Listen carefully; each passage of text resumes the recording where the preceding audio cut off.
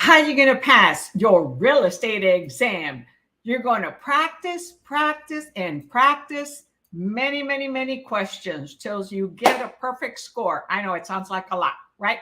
But you're preparing to take your real estate exam. You must know vocabulary and practice lots and lots of questions. All right.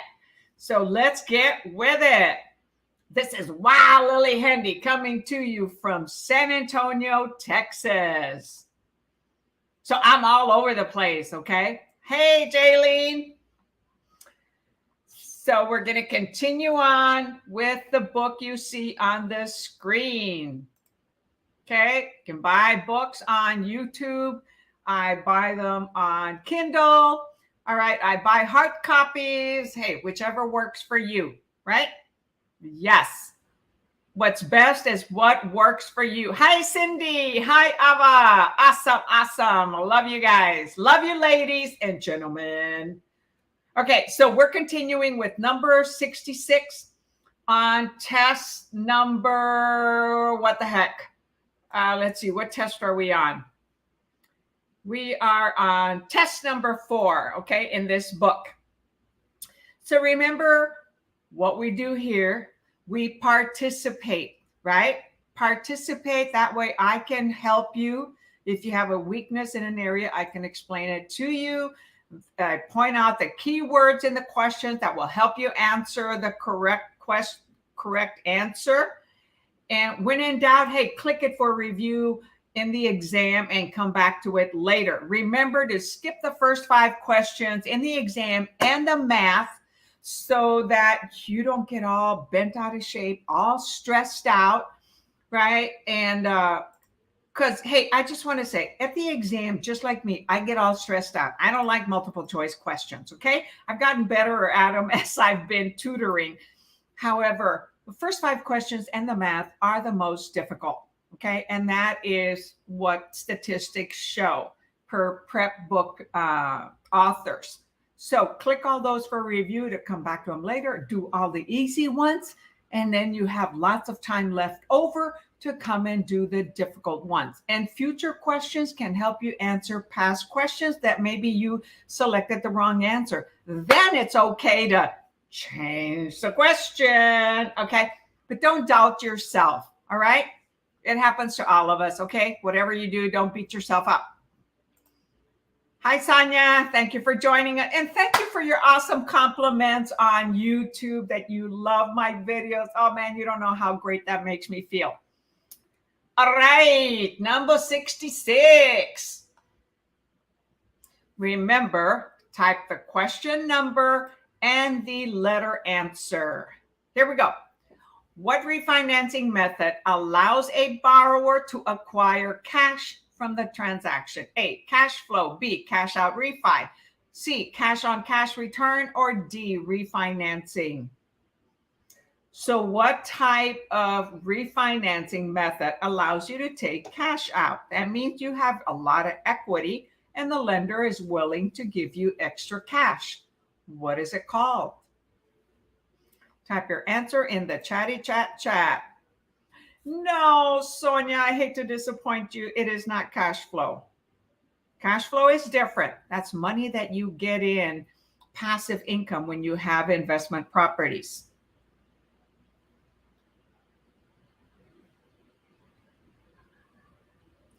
The answer, yes. Hey, Lisbeth.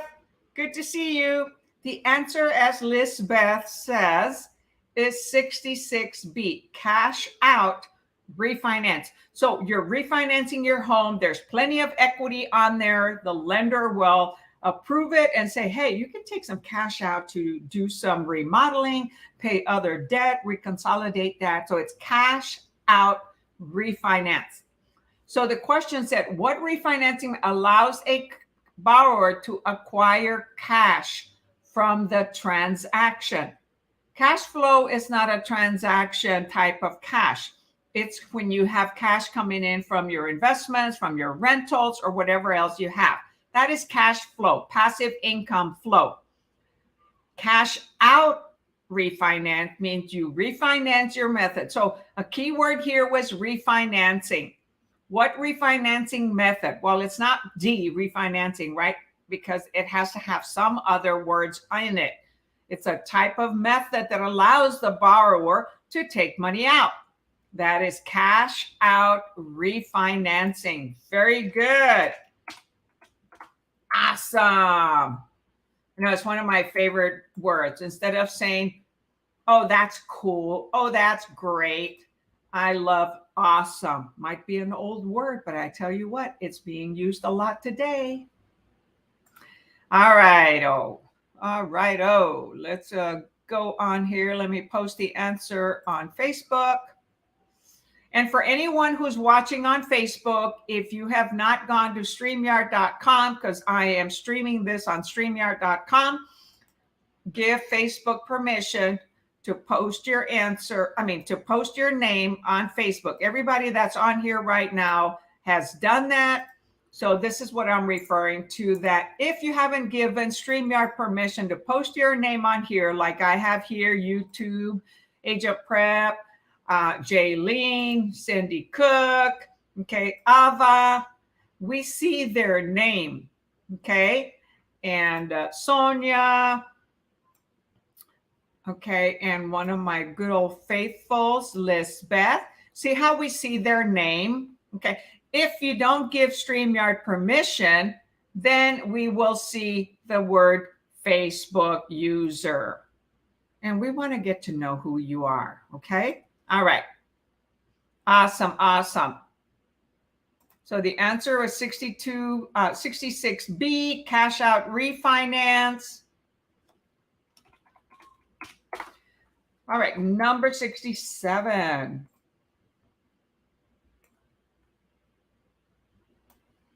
If some of you weren't aware, I added another day. I'm now doing Monday, Wednesday, and Friday. All because of Cindy Cook. Okay, I blame her. No, it was a good suggestion. I was wanting to do it, just hadn't done it, right? I was procrastinating. So thank you, Cindy. 67. Who oversees that code restrictions are followed and construction/renovations are done by licensed professionals? A, contractor. B, Department of Building. C, zoning board. D, architectural review board. I am doing Monday, Wednesday, and Saturday. I'm doing 3 days now. Woohoo! Yes, so I'm still doing Saturdays. So who oversees the code restrictions? Code restrictions are followed and construction/renovation are done by licensed professionals. Contractor, Department of Buildings, zoning board, or D, architectural review.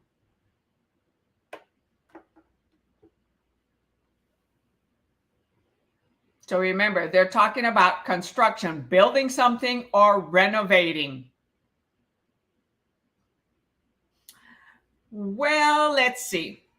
It's not quite zoning board. Okay, the zone is what allows you to build either a single residence or a duplex or a fourplex or commercial. The zoning board is the one that you go to see if you can build a commercial property in a certain area. Okay, every city, county is divided in different types of zones: residential, single family, multifamily. So it's not that. This has to do with code restrictions for building, for construction and renovating, okay, that licensed professionals do. So that is the Department of Buildings. It's the planning department. Okay, they could have put planning department, but maybe you wouldn't have known. It is the Department of Buildings, right? Because they're building something.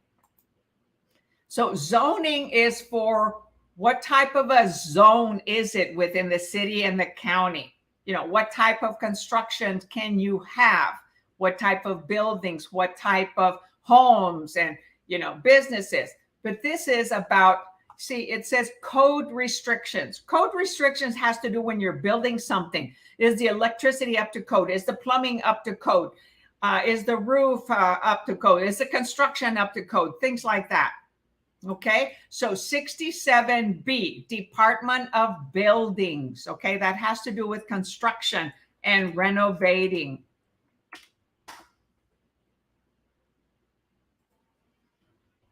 So if you changed your answer to B, that was awesome, like Sonia did.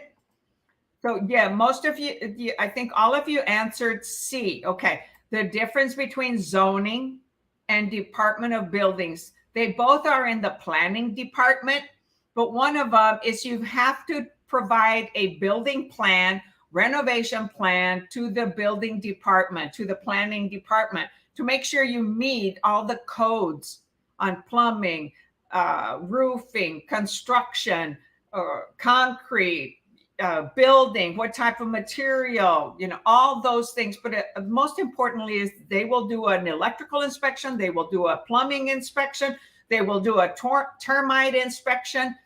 And so that's to make sure you meet all the codes. So quite different, okay? All righto, number 67.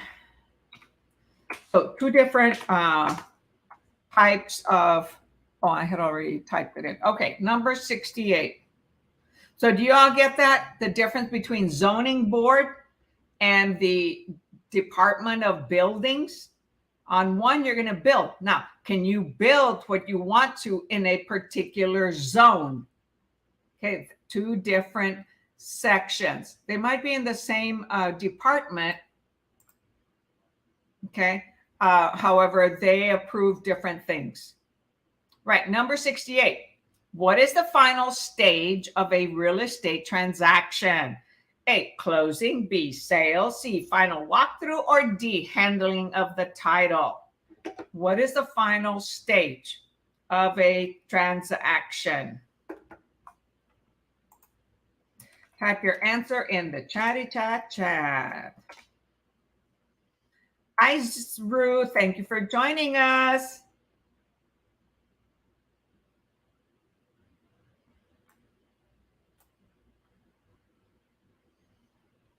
All right. No, it is not D. Handing of the title happens earlier in the closing transaction, Sonia. So it is not D. So the final stage of a real estate transaction is the closing, when you take the money and you get the keys, okay? And sometimes we don't get the keys on that day. It might happen the following day when the lender has to review the final document that were signed by the buyer and the seller. Sometimes it happens the same day. They call it a wet closing, means lender has already provided everything and the money is already waiting at the title company. At the title or the escrow officer, whoever is doing it. So, oh my gosh, I'm typing weird stuff all over the place. Look at that. I typed 68A, 68A. Yeah, I typed it twice, right? Make sure you get it. You got it? It's closing. The final walkthrough happens just before the closing, 24 to 48 hours, okay? And the handling of the title happens at the beginning stages after the option period has expired, okay? Very good. So let me see if I can. Just doing it. Say, I'm on the Facebook group and I'm trying to expand the screen here. So make sure that I don't miss any comments or questions. All right, number 69. Facebook group gosh. Expand the screen. Hold on. Bear with me. Operator error here. The internet is slow. Everybody gets on the internet at night, and it's only going to get worse, unfortunately, right? As technology keeps growing and increasing. All right, number 69. What is the percentage of the selling price that is usually earned by a real estate agent for facilitating the transaction? A, bonus, B, commission, C, salary, D, rent. It's not salary, right? Because we're not employed. So skip that one. Oh, no, it is not a bonus. No, we don't earn a bonus. Sometimes we do. We get paid when we facilitate a transaction, we get paid commission. Okay. There may be some bonuses that some builders or some client sellers are offering, but that is extra.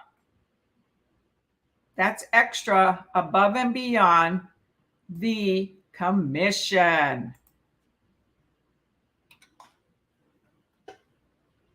Oh gosh, excuse me, I forgot to put my phones on do not disturb. All right, so it is 69B.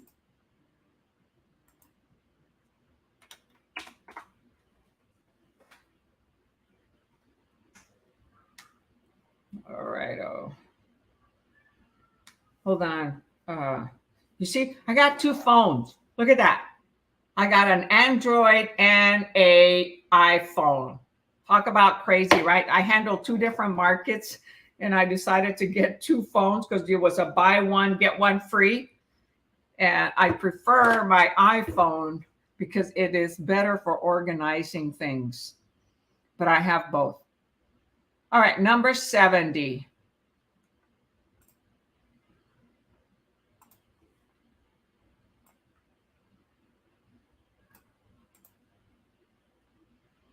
Darn. I wish I had a perfect, I would have to redo all these slides. I'd have to make them into separate slides. All right, number 70. No questions, no questions, no. What is the name of fees paid to the lenders at closing in exchange for a reduced interest rate? So, of course, that would be from the buyer. What is the name of the fees paid to lenders at closing in exchange for a reduced interest rate? So if somebody wants to buy down their interest rate from 4% to 3.75 or 3.825 or something like that, is it A, mortgage, B, service fees, C, discount points, or D, principal fee?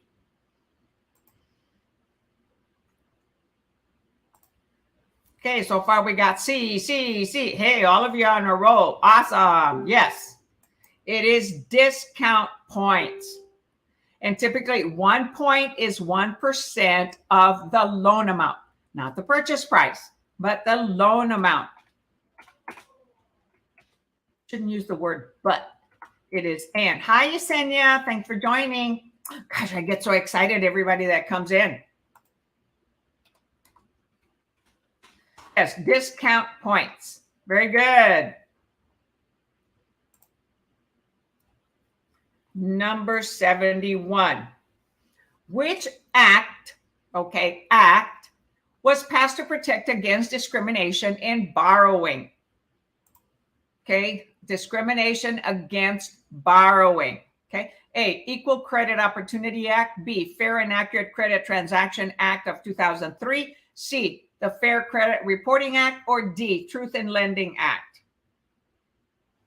So which act, okay, they all have act in them, was passed to protect, okay, against discrimination? No, sorry, it is not D. It's like equal job opportunity, okay? It is A. Very good, Yesenia. Equal Credit Opportunity Act, okay? The Fair Credit Reporting Act, that's different. It's for creditors reporting our credit or late payments or anything like that. So Truth in Lending Act is for lenders, okay, to be truthful in the closing costs that they provide, an estimate. So equal opportunity. So act protects against discrimination. The Equal Credit Opportunity Act. You know, then there's the other one, right? Equal Opportunity Act. And that's to protect consumers against other discrimination. But this is against credit.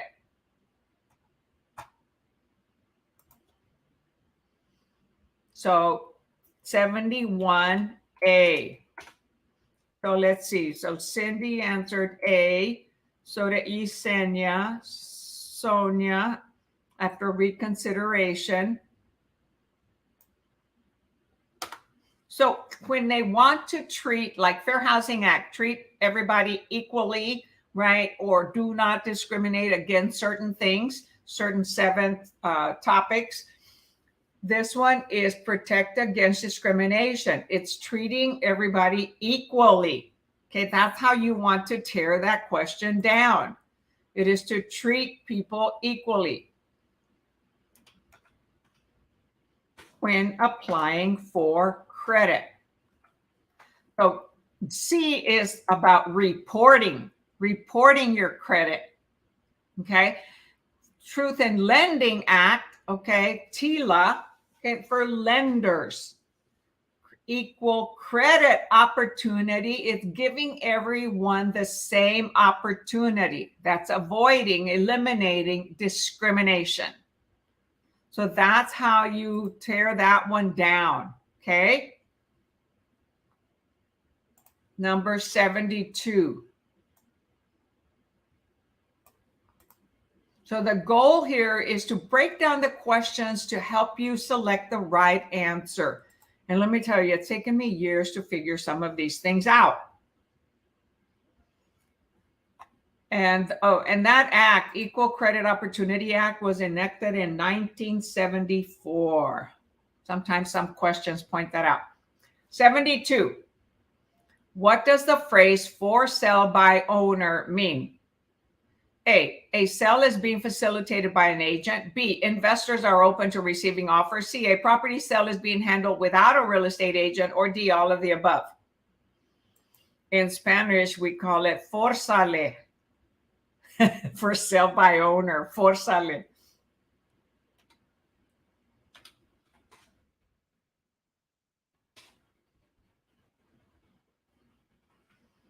Okay, Ruth says C. Cindy says C. Lisbeth says C. Awesome. Very good. Yes, it is a property sale is being handled without a realtor. Okay. Eventually, a lot of those for sale by owners will end up hiring a realtor. They don't realize the work that we do, taking calls, showing houses, open houses. It's a lot of work. Some people sell them quickly on their own. That's not the norm. Okay, those are exceptions. Number 73. Very good, ladies. What is the name of the document used to summarize all the fees? Summarize all the fees incurred by the lender and borrower during settlement of a loan. So the document used to summarize all the fees, the debits and the credits incurred by the lender and the borrower during a settlement of a loan. A, financial statement. B, invoice. C, IOU. D, settlement statement. So you already have a word on there, settlement. During the settlement of a loan, all the fees that are being paid by the lender and by the borrower. No, I hate to disappoint you, Lisbeth. It's not a financial statement. The financial statement is what a lender may ask you, like your profit and loss if you have a business, or your personal financial statements for all your expenses and all your debts. Okay, this one is your settlement statement. So it's in the last line, it said all the fees incurred by the lender and borrower during settlement of a loan. That was the key word there, settlement of a loan. All fees are in the settlement statement, now called a closing disclosure when you have a loan, when the borrower has a loan. If it's a cash deal, we still use HUD 1. Okay, Housing and Urban Development Statement, HUD 1, and that's used for cash deals. It's much more straightforward, and they don't have all the lender fees. So 73D is the correct answer here. Settlement statement. It's a long statement with all the debits and credits, which will include the earnest money, the option fee. It'll include, well, sometimes yes and no. It'll include any loan balance that the seller has, any other expenses that the buyer is paying for, the appraisal, the title report cost, the lender title report cost, other fees for ordering the tax service statement for the courier, okay, things like that. Lots of different fees that you're going to become familiar with. Got it?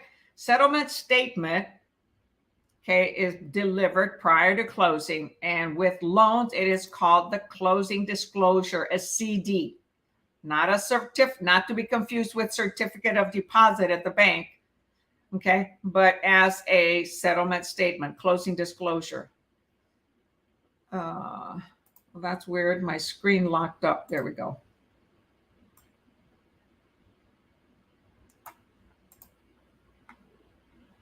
So you all got it? Settlement statement, Lisbeth? So Ruth said C. What was C?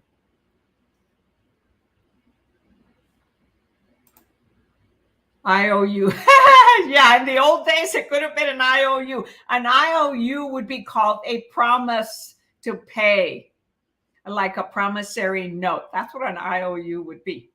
All right, number 74.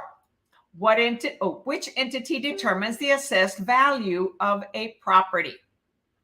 Which entity determines the assessed value, not the market value, of a property? A, building inspector, B, municipal council, C, real estate agent, or D, tax assessor.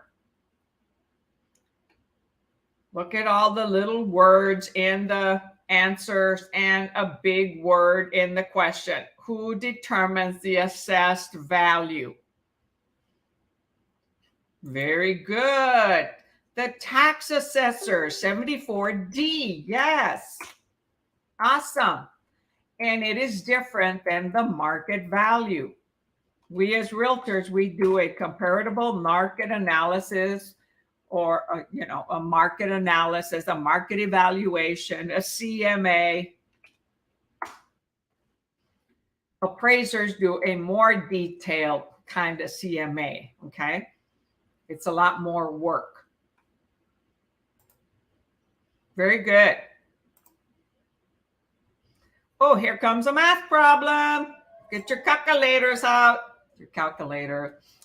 If a property is taxed at 40% with a tax levy of $88,000, what is its assessed value?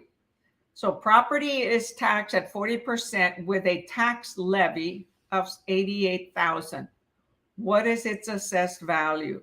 So you'll want to use like the T formula on here. So I say A, 220,000, B, 146,000, 666, C, 123,200, or D, none of the above. So the property is taxed at 40%. The tax amount is 88,000. So what is the amount they are charging 40% on?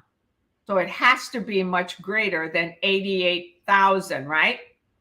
Because 40% of the value of X, okay, is 88,000. So here, what would we be doing? We would be dividing 88,000, which is the part in the T formula, right? The part divided by the rate, 40%, 0.40 will give us A, 220,000. Very good.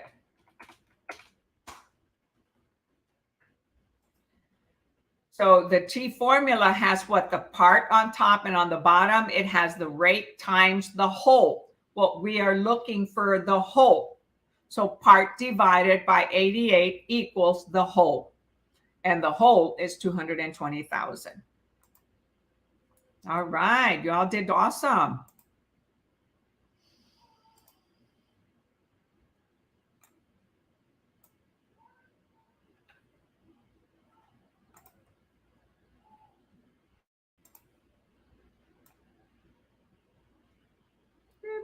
Come on, 76. All right, there we go, 76.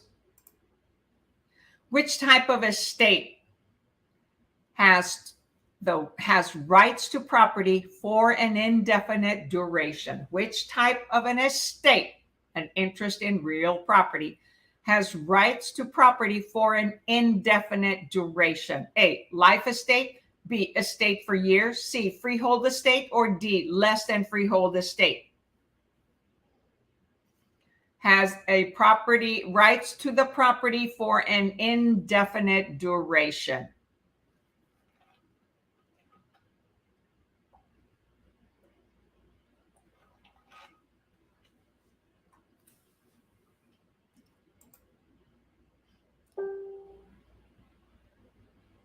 Yes, way to go, Lisbeth. A freehold estate is the best type of ownership to have.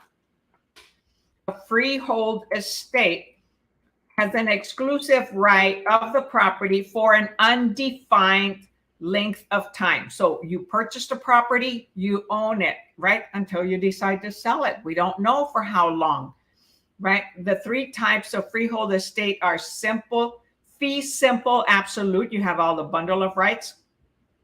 Fee simple, defeasible, and life estate.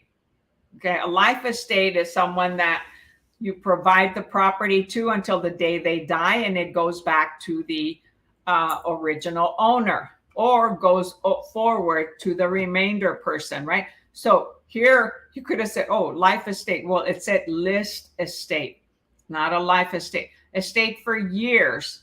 Okay, that's until they die. Freehold estate is a property we buy and we don't know when we're going to sell it. Okay, so that is a freehold, a fee simple type of estate with all the bundle of rights. It has an indefinite duration.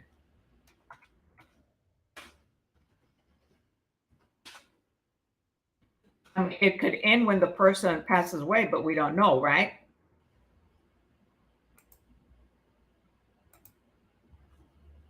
So that was 76C. Okay, very good. So what did everybody answer? D. No, less than freehold estate. No, it means they don't have all the bundle of rights. Okay, so which type of estate has rights to the property? So they have basically all the rights. D is less than freehold estate, doesn't have all the rights. So B, estate for years. So they're going to have it for a certain amount of years. So it is, go back and review the different types of estate, okay, and your vocabulary, or on the summary section on types of estates, okay? You want to go back and review that.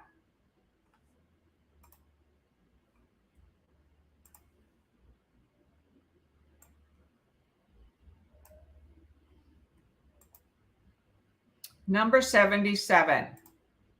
Shoot, yes, 76C, says Cindy. Which of the following is not an essential element of a deed? Okay, so what is a deed? So A, signature of the grantee.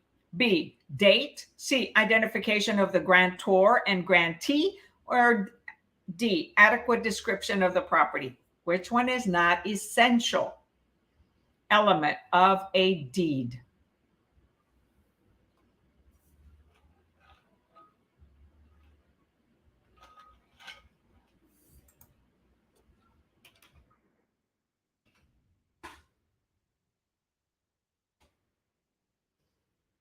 So ask yourself, who signs the deed? Is a date required? Yeah, that's closing, right? Do you need to identify the grantor and who's the buyer? Yes. Adequate description? Yes, you need that description, legal description of the property. So the one that is not essential is signature of the grantee. The grantee does not sign the deed. Only the grantors sign the deed. So we need to know the date, okay, of the deed. That's an important element. When did it convey? When did the seller sign it? The identification of the grant, who is the grantor and who is the grantee. So grantor conveys it to the grantee. The grantee is the borrower, new owner. And how do they determine which property it is? By the legal description of the property. It's not identified by the address. Addresses could be inaccurate. So it's the legal description. Gosh, why do I have a ling? So 77A. 78. What is a lessor? A person who leases real property from the owner of said property. B, a person that makes a grant. C, the owner of real estate who leases the property to another. Or D, the person who transfers property by sale. Who is a lessor? Yes, the giver. Well, that was the giver on the deed, right? So here we're talking again about lessor, right? The giver and the receiver, right? Again, you are correct on here, even though you might have been referring to the other one. So is it a person who leases real property from the owner? Or B, a person that makes a grant? Or C, the owner of real estate who leases the property to another, or the person who transfers property by sale? Well, it's not sale, right? It's being leased.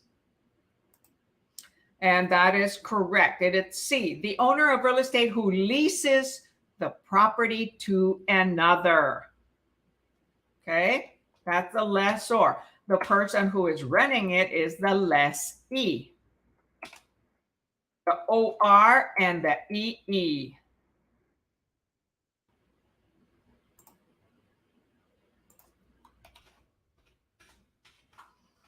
Awesome. Let's go to the next one, 79.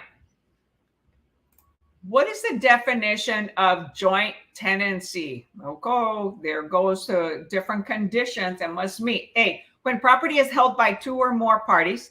B, when a third party trust, doesn't show all four answers. Sorry about that.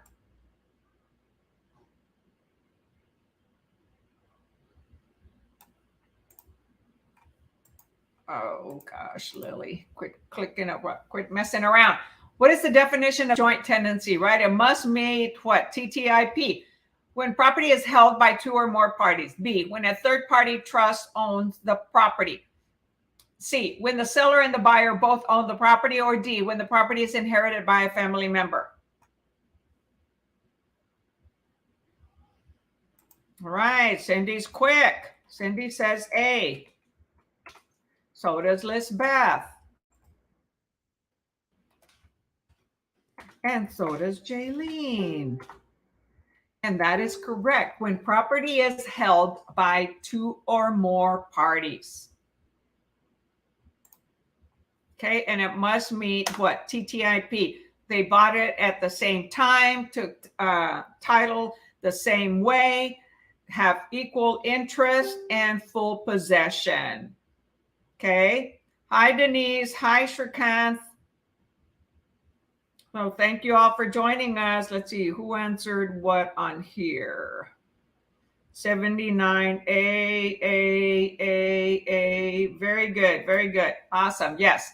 So it's two or more. Now there's another one that has two or more, but it's not joint tenancy, right? It is tenancy in common. That's also two or more. Those are the only one that deals with two or more. But joint tenancy must meet four conditions. T, T, I, P. Time, title, interest, possession. Okay?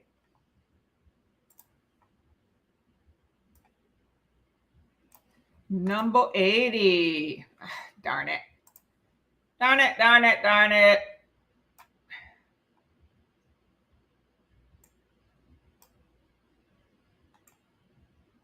Come on, get in one page. Duh. Got to get it. Okay, there it's a small. All right, number 80. What is the definition of a trust deed? A, the owner of real property who leases a property to another. B, a deed with limited or no warranties. C, a deed that transfers property to a family member. Or D, a document used when one party has taken out a loan from another party to purchase property. So what is the definition of a trust deed? Not a deed of trust, but a trust deed.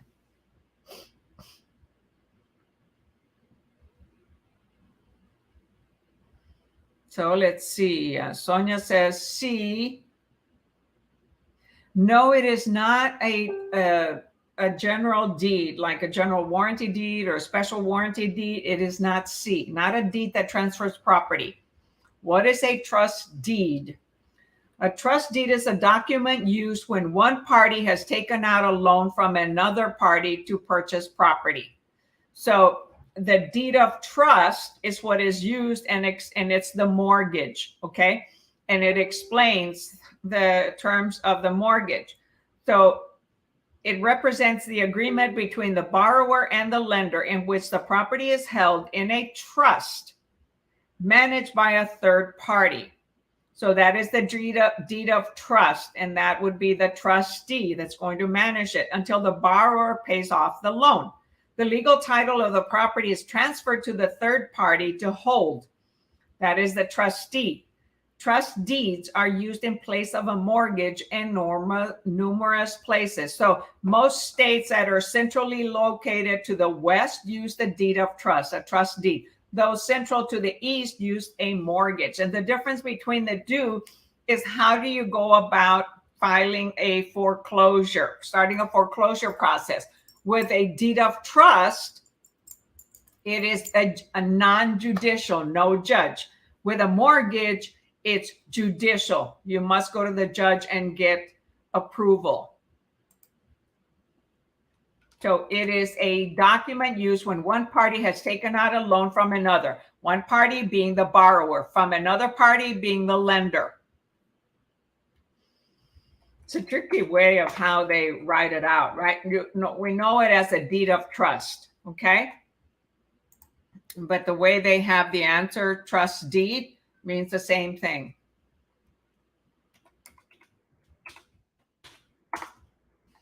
And a deed of trust has three parties. Whenever you see the word trust in it, there are three parties involved: the trustor, the trustee, and the beneficiary. And in this case, the trustor is the borrower. The trustee is the person that the lender, it's the third party that the lender trusts to follow the process or follow the instructions of the deed. And then the beneficiary is the lender. In other types of deeds, it would be the owner of the property that is creating a trust for the family or for an individual.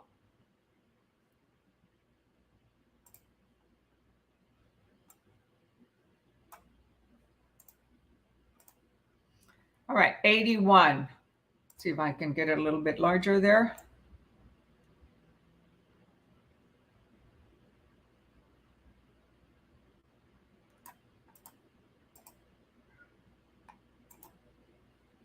All right, 81. Oops. Blank refers to land and buildings that need to be held for a long period of time to pay for themselves. A, fixity. D, non-homogeneity. C, situs. Or D, datum. Blank refers to land and buildings, the improvement, that need to be held for a long period of time to pay for themselves.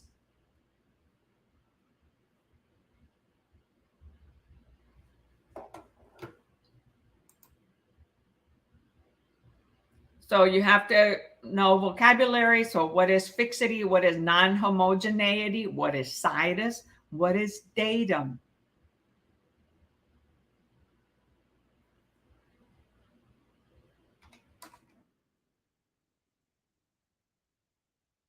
Really, Destiny? You haven't seen the other ones? You probably don't remember. because you more than likely have seen them in all your courses. All right, so the answer is fixity. It's a long period of time to pay for them.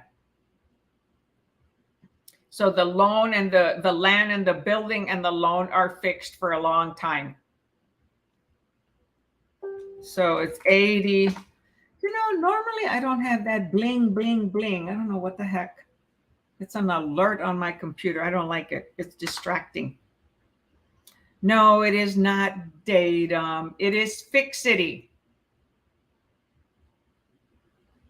Non-homogeneity, it means every piece of property is different. Situs is the actual location of the property. It's the physical address, okay? And datum, okay, it's a fixed starting point of a scale or operation. It's a piece of information. So let me look it up. Datum in real estate, just so that I can give you the exact. So datum, an artificial horizontal plane of elevation established in reference point to a sea level, used by surveyors as a reference point in determining elevation. Okay, that is what datum is. Let's see. Destiny says, oh, I haven't started my class yet, so it's okay. Oh, okay, got it. You're going to learn about them, okay? And Shrikant, it is not datum, all right? So that has to do with surveyors, survey above the sea level. And so it's fixity. Fixity, go study some more. I like that. Yeah, I like that. It's fixity. Go study. Go study some more. I love that. You got me to laugh. So go back and study vocabulary, right? So I'm a broken record. So those of you that got A, Lisbeth, Jaylene, Sonia, and then Shrikant, and some of you changed the answer. Very good. Okay. Very, very good. All right. Number 82.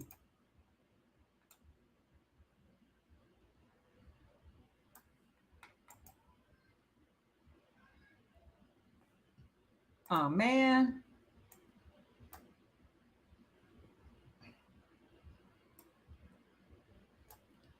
I have to have a better solution to this. I haven't figured it out yet. Unless I do a lot more work and create a slide for each one. That takes a lot of work. All right, number 82. A shop owner leases a space in a strip mall, okay? It's commercial for 2 years. The strip mall is sold to a new owner during the duration of the lease, okay? During the lease. So they have a lease for 2 years. So what happens? So what is the status of the lease? A, the lease is void. B, the new property owner and tenant must honor all the terms of the original lease. Or C, the new property owner has the right to make changes to the lease within 30 days of the sale. Or D, the lease starts fresh with the new property owner as the landlord. So the new owner becomes the new landlord. However, there are certain things that are written on leases that have to be honored. Very good. Yes, all of you are doing awesome. B, the new property owner and tenant must honor all the terms of the original lease. So the deposits will be prorated. Any rent that has already been paid for that particular month when it's closing will also be prorated. It'll depend on what type of lease. It could have a percentage lease. It could have a gross lease. It could end up having, well, not in a strip mall, right? Gross lease is just the land. It could end up having a triple net lease, double net, or single net lease, property taxes, insurance, maintenance. There's a lot of different types of leases in commercial. All right. So that was C. The new property owner has a right to, oops, no, sorry. It was B. The new property owner and tenant must honor all the terms of the original lease. So always hold on to the lease. And nowadays we can have it save it on the cloud, on Google Drive or iCloud or Dropbox Cloud. So many different clouds. All right, number 83. A homeowners association does not allow owners to have pets. So an HOA, homeowners association, they don't want pets. This is an example of a blank clause. A, possessions. B, contingency. C, restricted covenants. Or D, defeasance.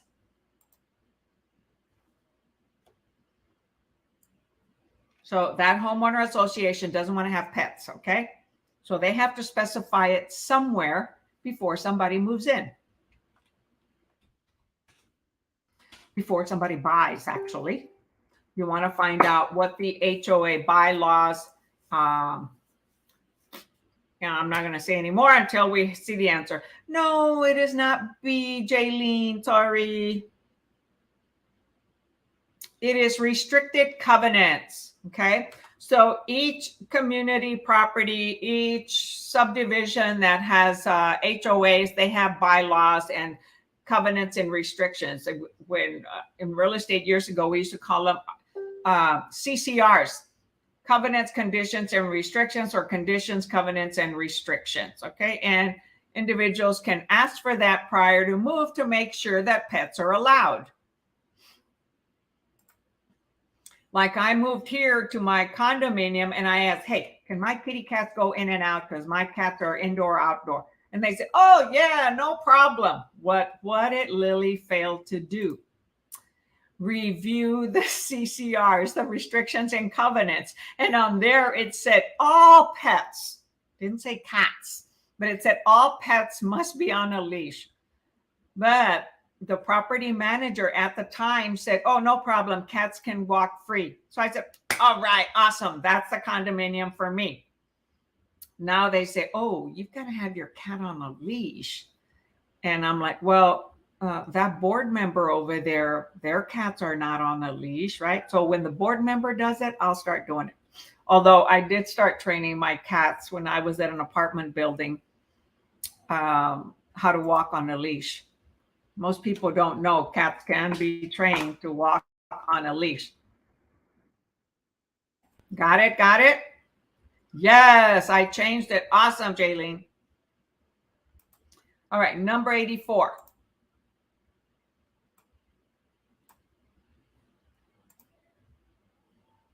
Okay, here's another type of ownership question.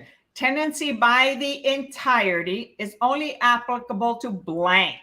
A, homeowners with an FHA loan. B, low-income homeowners. C, recently divorced couples. Or D, married couples.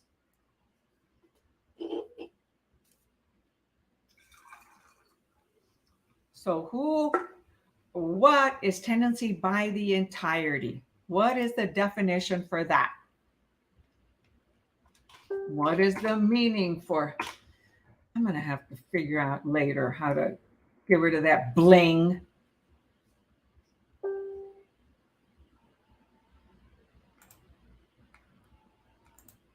All right, so far I have D, D, D, D. Oh, wow. Yes, all of you are absolutely correct. It is married couples. Tenants by the entirety throughout the United States has its married couples. There are, I think it's 9 states, including Texas, that we have community property. It is called community property. It's married couples. But in 41 states, they use tenants by the entirety. So we're doing national questions. So it is tenancy by the entirety. All right. So that was question 84. Okay. Question 85. A building inspector must provide A and blank before the property can be used. A, certificate of occupancy. B, quitclaim deed. C, pre-qualification. Or D, examination of title.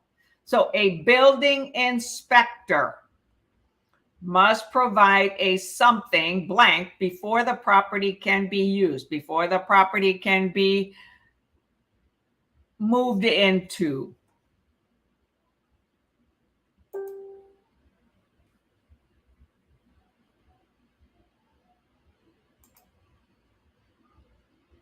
And you are all correct. Yes, it is a certificate of occupancy. And that'll have to be presented at closing, right? To make sure that it is ready to be occupied. Oh, you know what? It's the comment notification. All right. That was number 85. Okay, so we've done 20 questions for national. All right, and it's 6:56. We're going to go ahead and move on to state question, Texas state questions.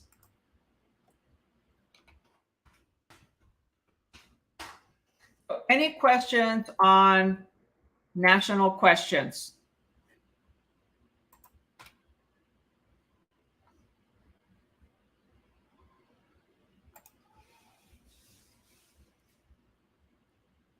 So do you all have any questions? Anything you want me to review before we move on to state questions, Texas state questions? I hate this alert thing here. So I'm not going to figure it out right now. Ruth, you're very welcome. Destiny, thank you. I appreciate your time. You're very welcome. So we have a new Facebook person. Let's see, who is that? Says, when you have a chance, can you go over hazards, environmental laws? Okay, it won't be today. All right. Hi, Marcela. Thank you for joining us.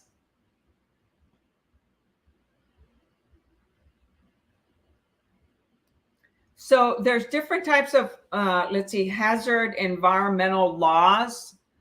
And some of them are like CERCLA. Okay, and there's, let me see here, environmental, you know what I asked, right, for you to ask questions. And what did I say? Oh, not at this time. Shame on me. Okay. So let's see, hazard environmental laws. So let me just Google it real quick. Okay, CERCLA is one of them, which is for contamination on the land, okay, or in the ground that has to be treated. So, and then you have Environmental Protection Agency, EPA, laws and regulations of including complying with enforcing environmental regulations. CERCLA, let's see, what are 3 environmental laws? Okay, so 3 environmental laws are the Clean Air Act, the Endangered Species Act, which we don't deal much with in our real estate, the Clear Water Act and Reformation Plan, and then there's one, the Montreal Protocol. However, in our real estate, in our questions that we can be asked, it typically deals with EPA or CERCLA. Okay, and CERCLA, let me look that up real quick.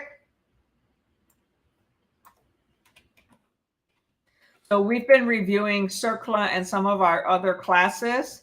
So CERCLA stands for Comprehensive Environmental Response, Compensation, and Liability Act. And that is known also as Superfund. So that's another word to refer to CERCLA, C-E-R. Yeah, so it will have that. So CERCLA is one of them. Okay, so let me type that. It's Comprehensive Environmental Response, Compensation, and Liability Act. Okay, from 1980. Okay, that is CERCLA. And that has to do with alarming and decidedly unacceptable hazardous waste practices and management of that. And then the EPA, Environmental Protection Agency, is another one that you'll experience, and that is federal U.S. Environmental Protection Agency. And it is a regulatory a regulatory agency, okay, because Congress authorizes us to, and that's for the Environmental and Public Health, Environmental Protection Act, and that's to protect the environment and consumers, okay, of danger in the environment and public health, you know, in the air, in the land, in the water, okay. Let's see, what other one? So remember that CERCLA is also referred to as the Superfund. So those are the two main. And if you see, what do they call it? Brown wasteland, that is wasteland that is contaminated with hazardous chemicals. And so you'll hear about brownfield. So if they give you a question that says brownfield, greenfield, or gray field, the answer is brownfield. That is hazardous contaminated land. Okay, so EPA is environmental. You can go and watch, I think we had it in series number 14. What are we on today? 16? On 14 and 15, we did have some material that we reviewed some of the questions that had to do with CERCLA and EPA.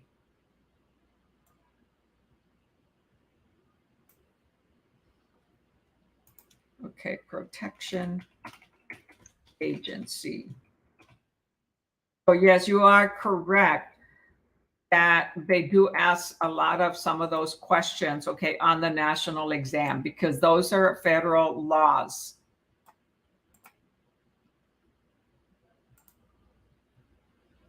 That apply to all 50 states. Okay, thank you for asking that, Marcela, and my apologies for my initial comment. No, not today. Well, I just asked, right? Do you have any questions on national? So thank you for asking. It's a very good question. So write those two things down, CERCLA and EPA, and learn a little bit more about them. Okay. All right, so I need to transition to state. Let me select the book.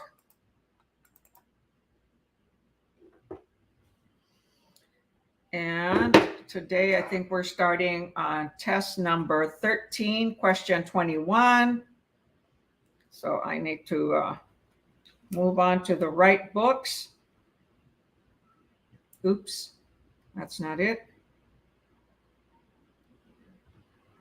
And put your Texas thinking cap on.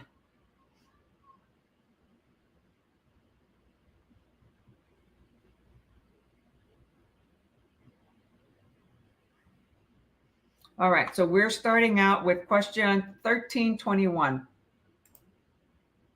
Okay, and the book that I'm using here is a book that one young lady recommended also on one of our messenger groups where I put a lot of individuals.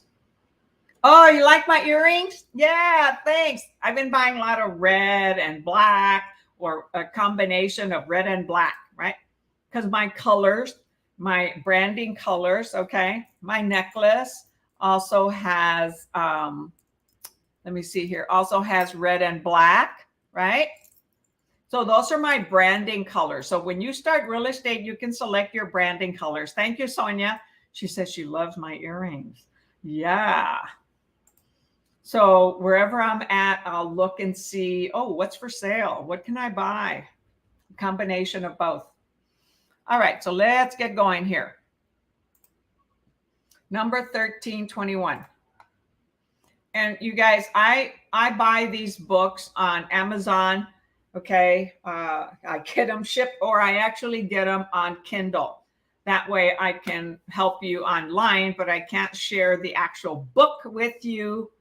And I share them on here. Hopefully I won't get fined. All right.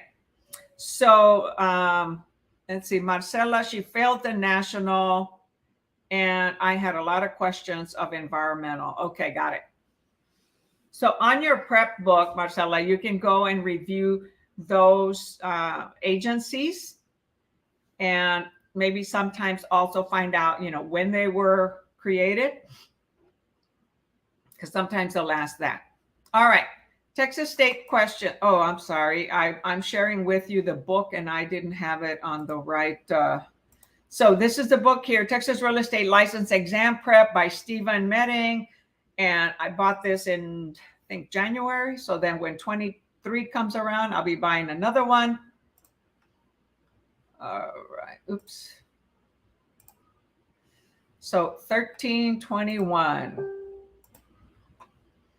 You're very welcome. So let me see here. Marcela, please go to StreamYard.com/Facebook and give StreamYard permission to post your name on here. Okay, so go to this StreamYard.com/Facebook, and then Facebook will give permission to post your name on StreamYard. Okay, Facebook is very protective. And it's really quick. It'll take you, a second, 30 seconds, 5 seconds, something like that to do that, so that instead of seeing your name just as Facebook user, we'll see you like Sonia. Okay? All right. KK. Very good. 21. Texas State hat. A sales agent maintains a website where listing information is protected by a password. In this instance, such listing information is considered what? A, hi, Carol, thanks for joining us. A, advertising subject to regulation. B, website advertising subject to identification requirements. C, not to be advertising due to the password protection. Or D, website scraping. So what is that called? A sales agent maintains a website where listing information is protected by a password. In this instance, such listing information is considered A, B, C, or D.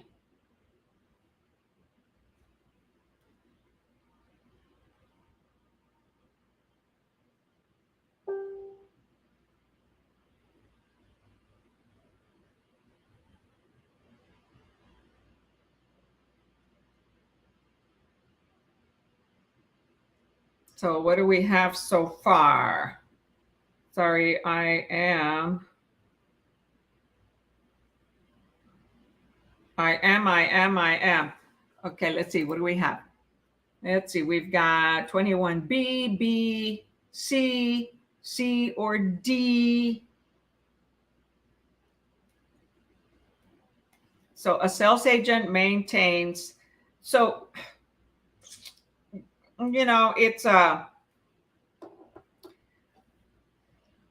the answer on here. Okay, advertising subject to regulations, no. Website advertising subject to identification requirements, no. And it's considered not to be advertising due to password protection.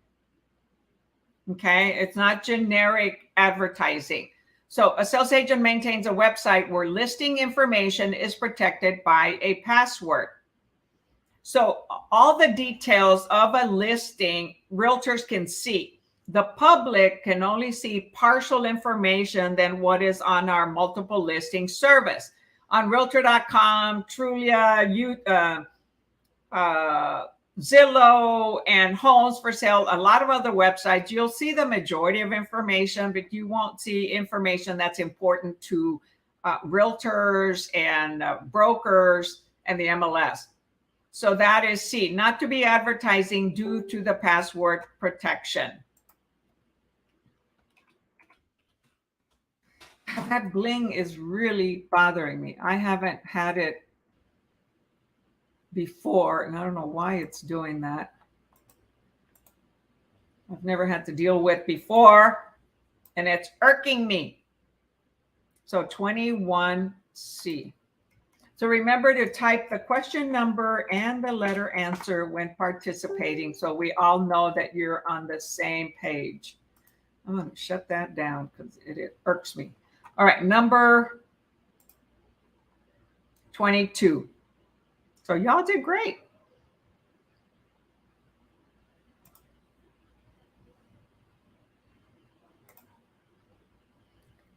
Which of the following would not be considered advertising? Which of the following would not be considered advertising? A text message to a friend to list her property. B, a billboard message to the general public. C, a phone message to a client. Or D, an email to prospective clients.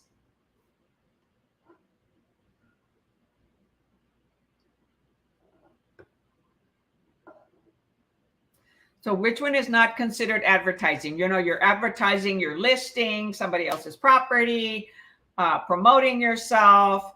So which one would not be considered advertising?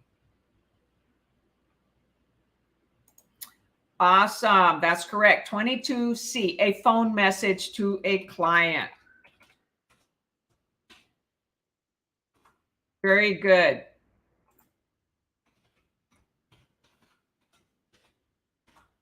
That's basically just a message to them. Now, we can also do advertising on text messages. However, this is a particular phone message to a client. All the others, because you see a text message to a friend to list her property, that's also a text message, right? Oh, the C was a phone message. Well, it's a phone call message, voicemail, or it could be a text message. So 1322C. Number 23.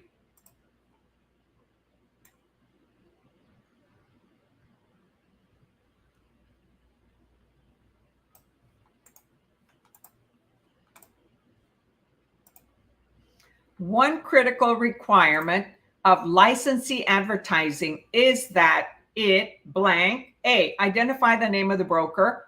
B, identify a specific property. C, refrain from using the broker's assumed name if it is not registered.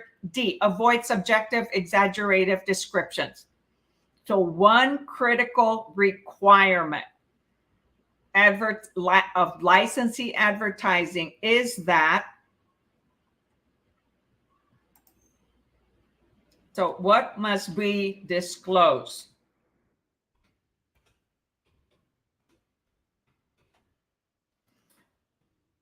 So far, so good. Yes, very good. 23A, identify the name of the broker. That is a requirement. Now, if you're your own broker and you're not hanging your license with another broker, then you identify your brokerage firm's name.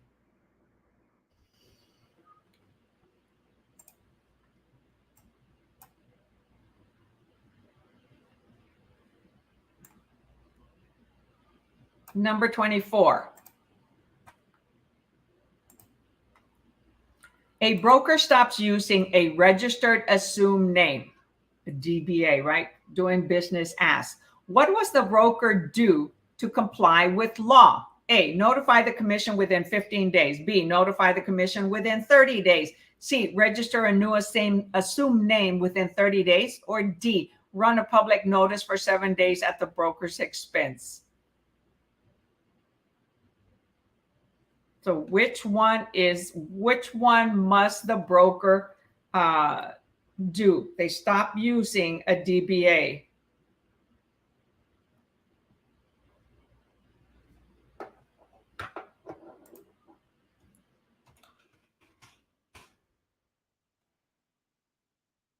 Okay, Sonia says B. B. Hey, y'all are on a roll. Very good. Yes. Notify the commission within 30 days of not using a registered assumed name.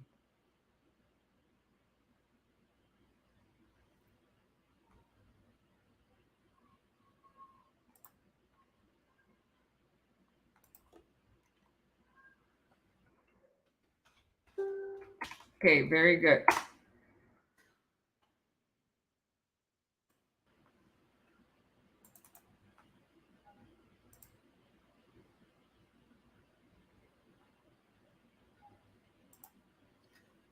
Okay, bear with me. I am frustrated with this bling bling, which I didn't set up, and it keeps doing notifications that I don't want. Every time you all are typing something, okay, it's sending me, it's clicking on my computer, and it wasn't doing that before. So it is under, should be under notifications, but oh well. Okay, not the time and place to do it. Number 25. So internet advertising requires disclosures of the advertiser's what? A, unless the user is employing the medium of social networking. So internet advertising requires disclosure of the advertiser. A, unless the user is employing the medium of social networking. B, on the homepage of the site. C, on each page on the HTML document. Or D, in the URL of the ad.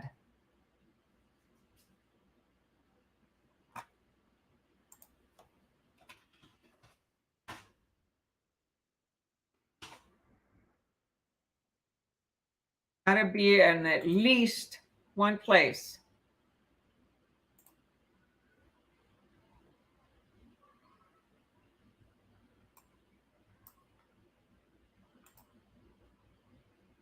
So far, let's see, I've got C. Who else?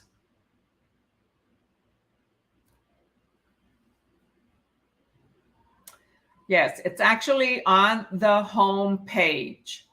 Okay. So internet advertising requires disclosure of the advertiser. B, on the home page of the site. Very good, Lisbeth and Carol.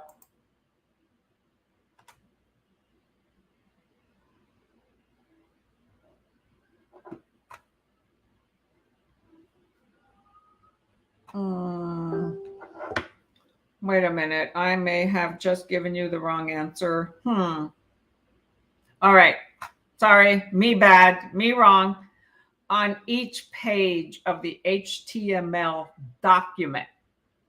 Okay, on each page of the HTML document, the internet advertising requires disclosures of the advertiser.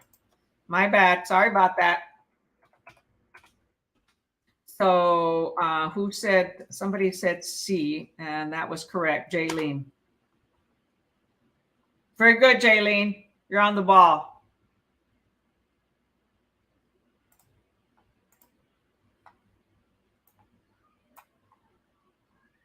All right, so the answer was 1325C on each page of the HTML document.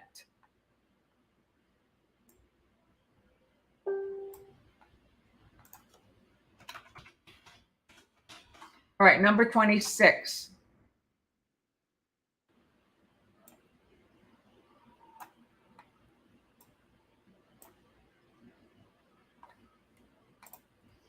And advertising, including internet advertising, may not mislead the public. In that regard, which of the following would be considered deceptive? Question mark.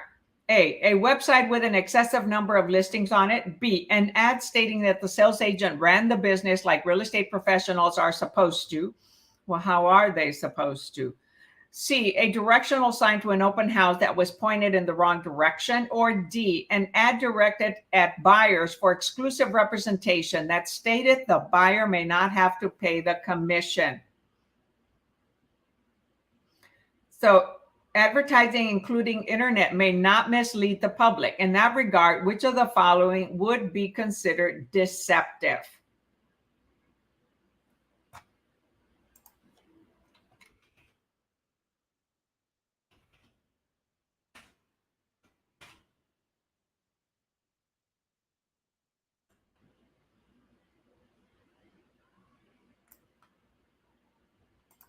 Type your answer in the chatty chat.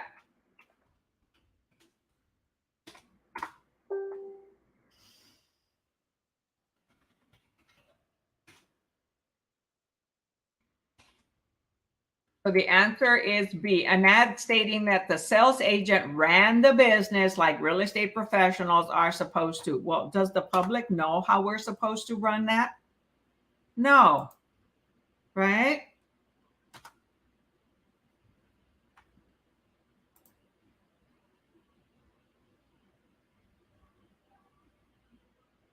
So the answer is B.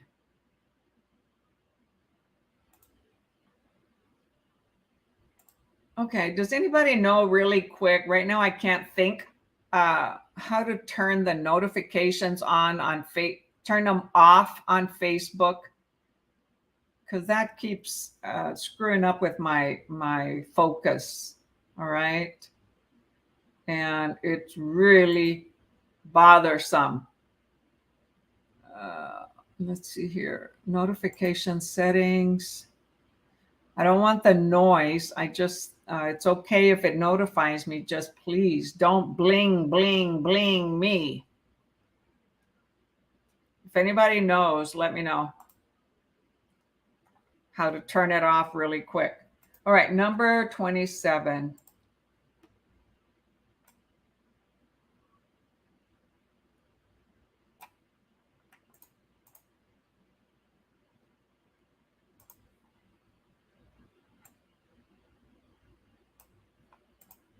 And when you're studying, turn off your darn notifications, because, oh my gosh. Okay, you see how it's annoying me? And I don't remember, turning on notifications to be making sound while I'm in class. That's not nice. It's in setting, manage your notification. Yes, I'm in settings. However,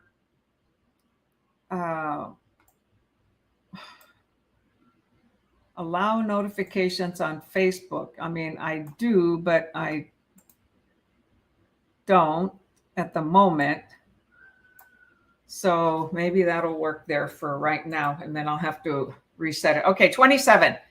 So anybody watching the replay, sorry about this disruption, but it's really annoying.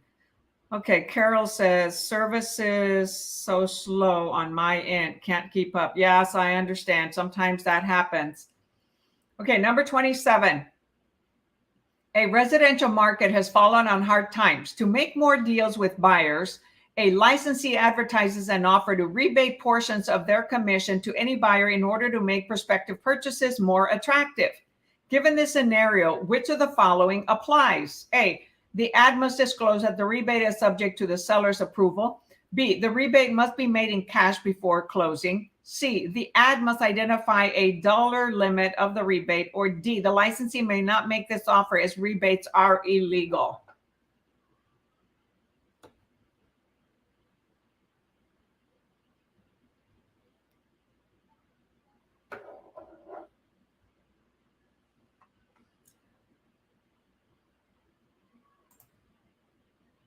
Yeah, I went there and I turned them off, so hopefully it worked.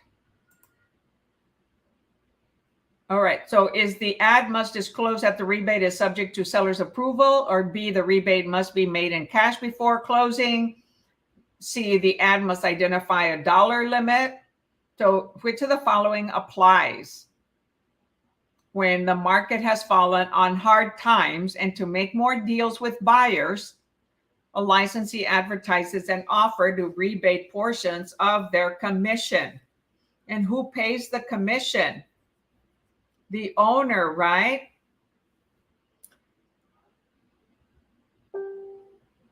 So the answer here, wow, it didn't work. Okay, so the answer here is the ad A. The ad must disclose that the rebate is subject to the seller's approval, because the seller is the one that pays the commission.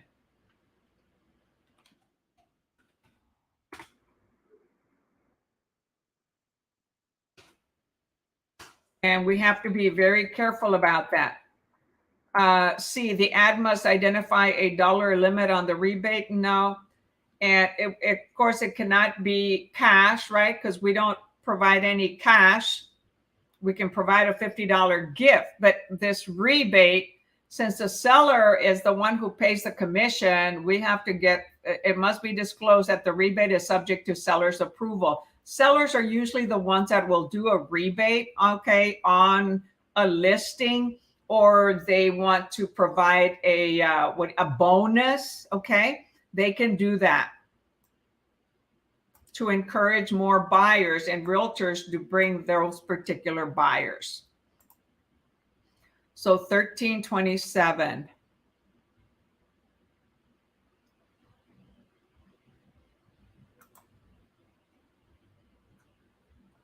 Oh my goodness. Today is not a fun day on the internet for some reason. Okay, number 28.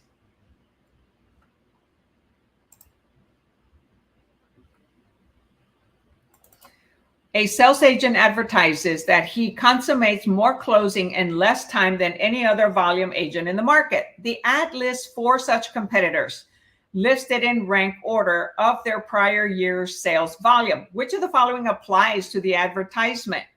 A, the ad is illegal since it rank orders direct competitors. B, the ad is illegal unless it discloses what the ranking is based on and the source of the data.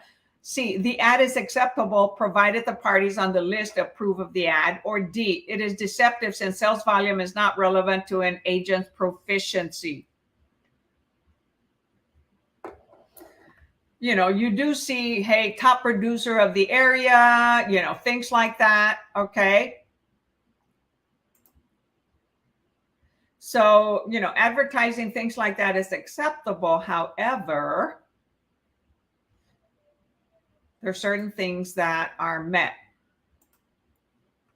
So what would it be?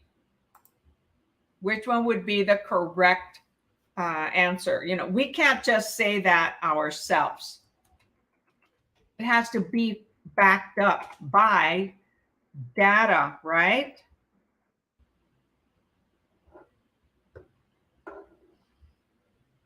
So the ad is illegal unless it discloses, B, the ad is illegal unless it discloses what the ranking is based on and the source of the data.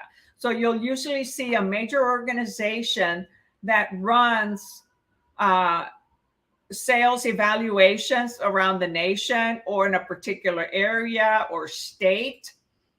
And those are companies that get a lot of data and have justification to make a comment like that. But not us as a personal ad, because we don't know all the data unless we did major research. But it has to come from a third party. Okay. So B.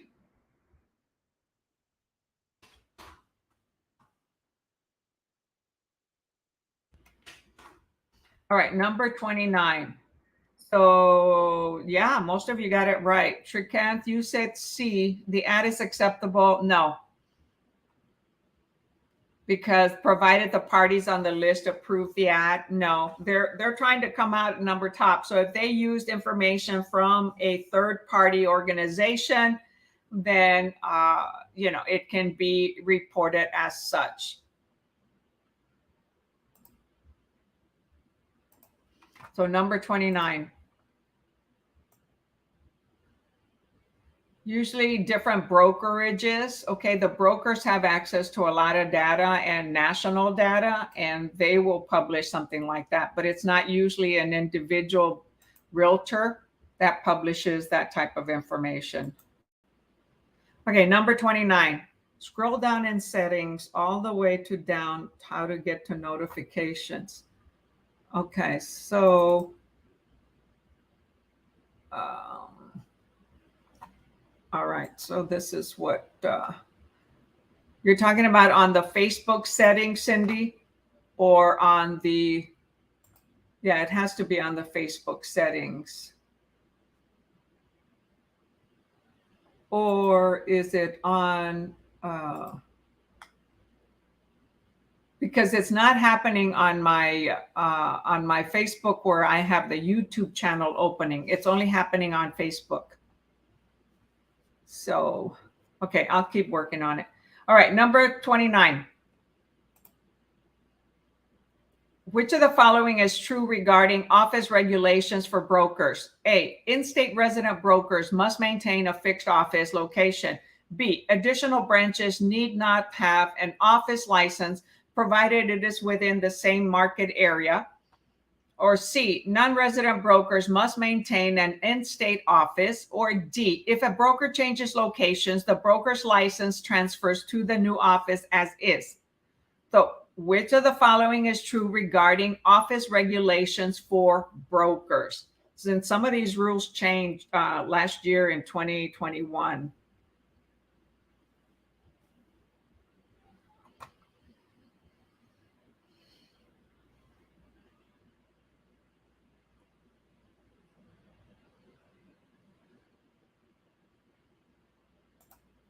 All right, so we have 29B.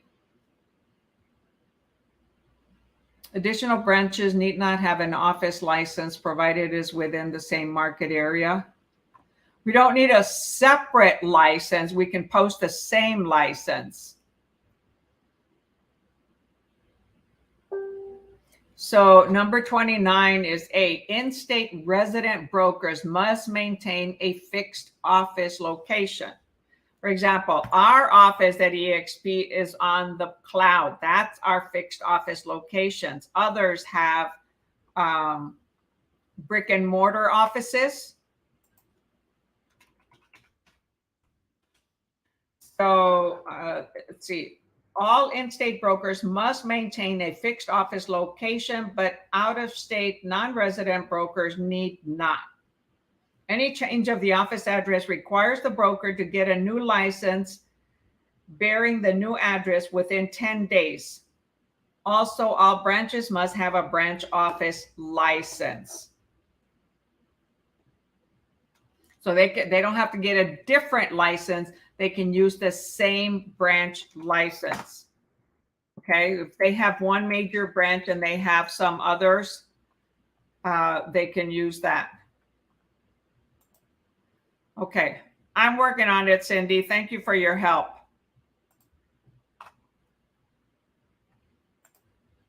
So number 30. A buyer signs an offer to purchase a property at this juncture. The licensee is required to disclose which of the following? A, that the price agreed to was developed without coercion or market collusion. B, that the buyer should get title insurance or a title abstract examination by an attorney. C, that TREC requires the buyer to obtain a property inspection. Or D, that the buyer must be pre-approved to satisfy the contract's financing contingencies. So a buyer signs an offer to purchase a property. So at this juncture, the licensee is required to disclose which of the following?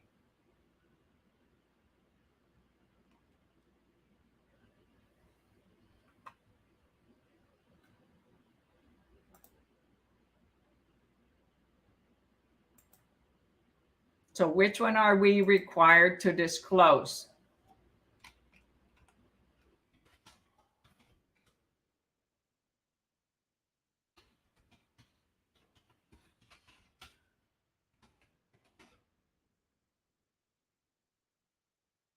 Okay, so far I've got B. Anybody else?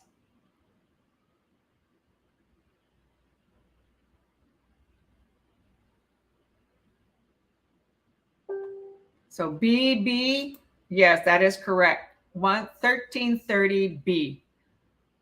That the buyer should get title insurance or a title abstract examination by an attorney. Now, the attorney doesn't provide the title insurance. The title company does, but they can send it to an attorney to review the title abstract. So we recommend to the buyer to ask for a title policy, title insurance, and they can then take it to an attorney to review it.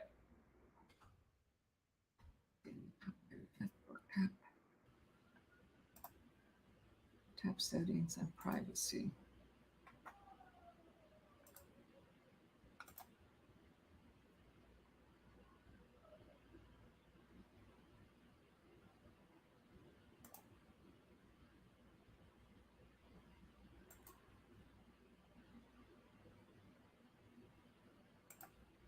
Okay. Sorry here. I'm still trying to get rid of this sound.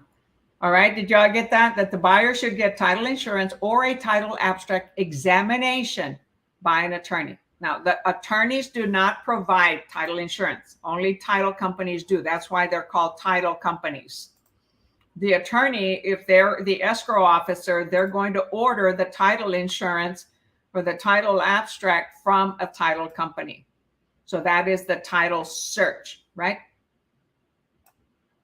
The history of that property.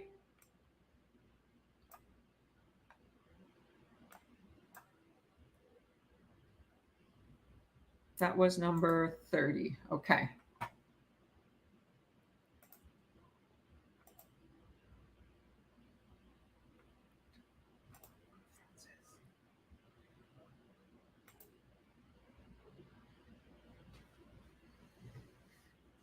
All right, number 31. A licensee shows the property to an interested buyer, which the buyer likes very much. During the second showing, the buyer reveals that the house was previously occupied by a person who died of AIDS. The buyer blames the agent for not disclosing this fact and threatens to file a complaint with TREC. Which of the following statements is true? A, the broker has failed to deal honestly and competently with the buyer prospect. B, the broker has violated a duty to disclose unnatural deaths which have occurred in a listed property. C, the broker has jeopardized the client's interest and could face disciplinary actions. D, the licensee is not required to make any disclosures or inquiries regarding AIDS.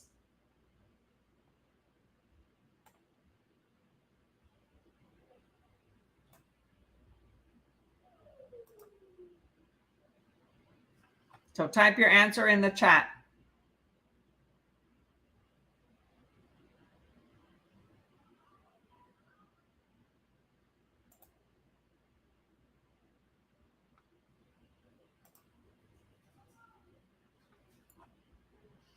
Yeah, 31D. The licensee is not required to make any disclosures or inquiries regarding AIDS.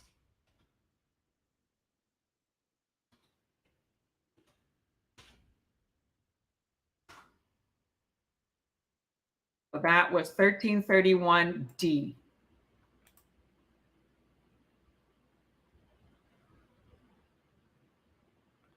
All right, number 32.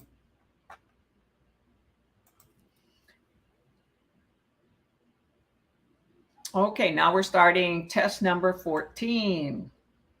This has to do with agency and brokerage relationships, okay? The one we were just doing was number 2, had to do with standards of conduct in brokerage practices.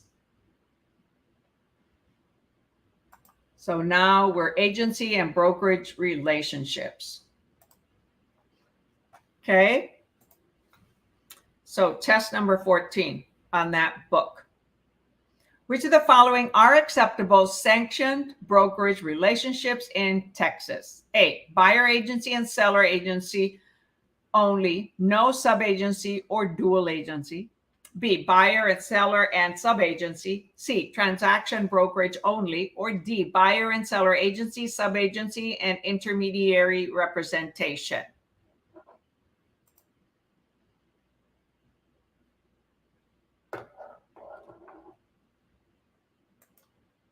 So remember, we have a whole bunch of them. So which of the following are acceptable sanctioned brokerage relationships in Texas.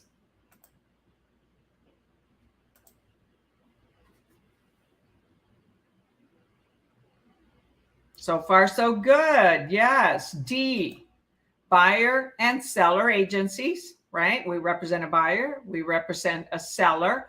We do have sub-agency, meaning the buyer is not represented. So it defaults to representing the seller. And intermediary, when the broker represents both sides. Very good.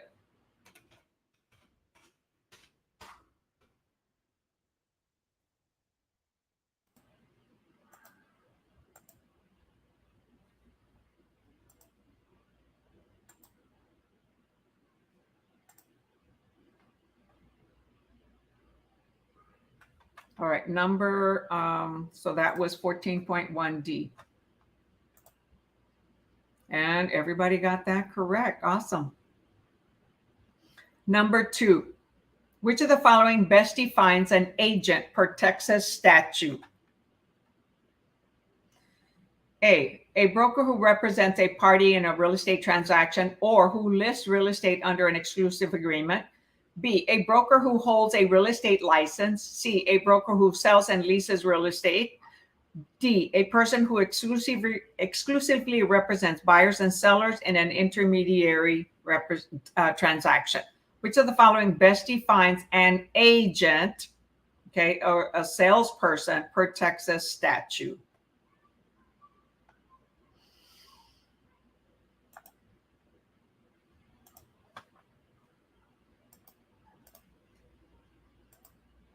Type your answer in the chat.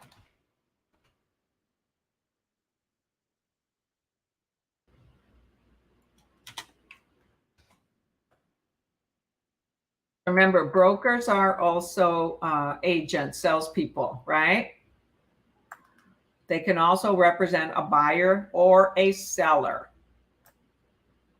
in a non-intermediary position. So let's see, I've got C and I have A or A. And the answer is A. A broker who represents a party in a real estate transaction or who lists real estate under an exclusive agreement.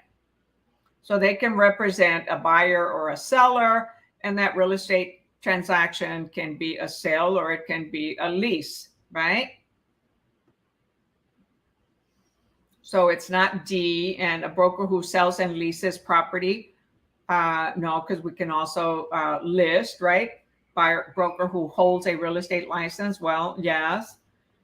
However, we represent a party in a real estate transaction or who lists real estate under an exclusive agreement, exclusive agency agreement, right?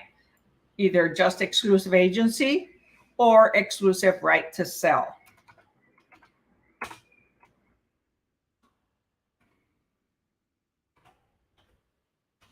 Okay, what was number 1? It was D and 14.2A. All right, very good. No, Cindy, you said D, a person who exclusively represents buyers and sellers in an intermediary transaction. No, because remember, we do have exclusive agency. However, it doesn't have a broker is not necessary. A broker doesn't have to be in an intermediary transaction. That's when they have both the buyer and the seller. Okay. Yeah, so she was reading that wrong. Okay, got it. All right, number 3.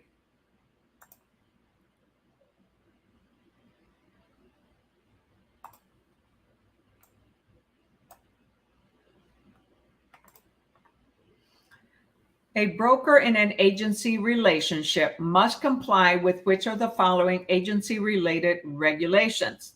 A, the broker must present all full price offers to the seller.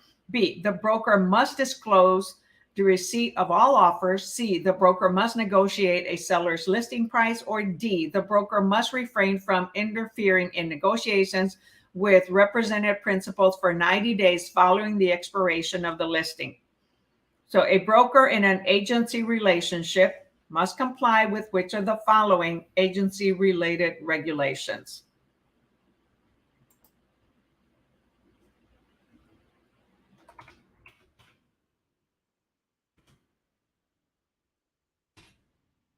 So they all have the word must in it.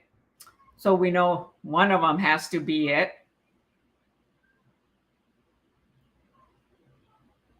So type your answer in the chat.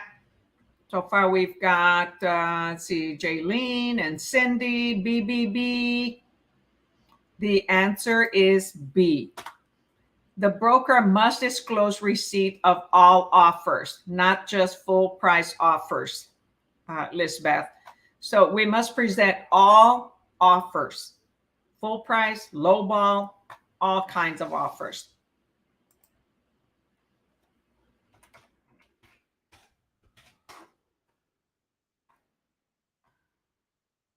So 14.3 was the answer.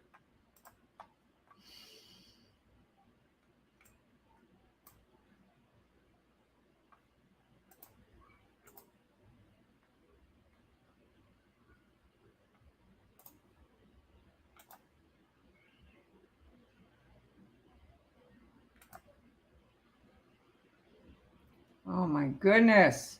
I'm going to have to go really small here. 14.4. Let's see if it'll, there we go. Okay. 2 home buyer prospects walk into an open house, and start talking to seller's agent hosting the occasion. So 2 home buyer prospects walk into an open house and start talking to the seller's agent hosting the occasion. They inform the agent that they need help looking for properties in and around the neighborhood. What is the host's responsibility in this scenario with regards to representation? A, the host must give the buyers the seller's property condition brochure. B, the host does not have to disclose anything since there is no talk regarding pricing. C, the host must tell the buyers that she represents the seller of the open house property. Or D, the host must complete the dual agency disclosure. Okay, we don't have dual agency in Texas, so please do not select D.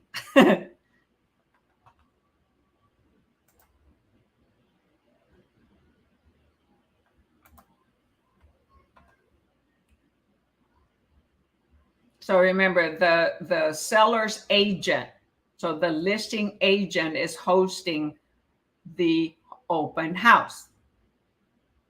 And those buyers need help looking for properties in and around the neighborhood. So what must she do?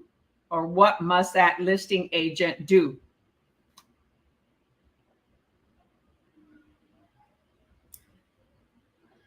So, right, we have to disclose the fact that he or she represents the seller, right? No misleading here. Be out front and disclose. So 14.4C. Very good.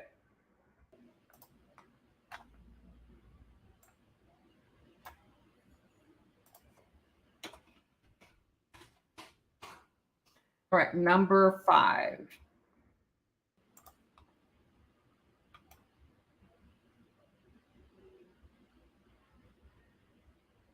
Oops.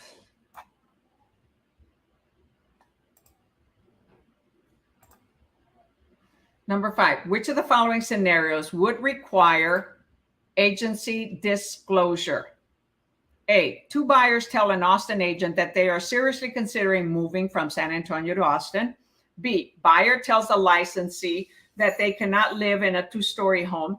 C, a buyer tells an agent at an open house that they like the listing at the end of the cul-de-sac with the detached garage. Or D, a seller tells an agent that he and his wife are considering downscaling their main residence.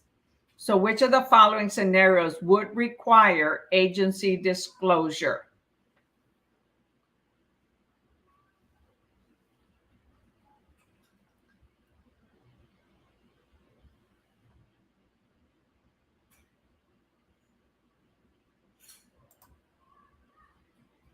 All right. Number 5C. A buyer tells an agent at an open house that they like the listing at the end of the cul-de-sac with the detached garage. So that requires agency disclosure because they're talking about a specific property, right? The one at the end of the cul-de-sac.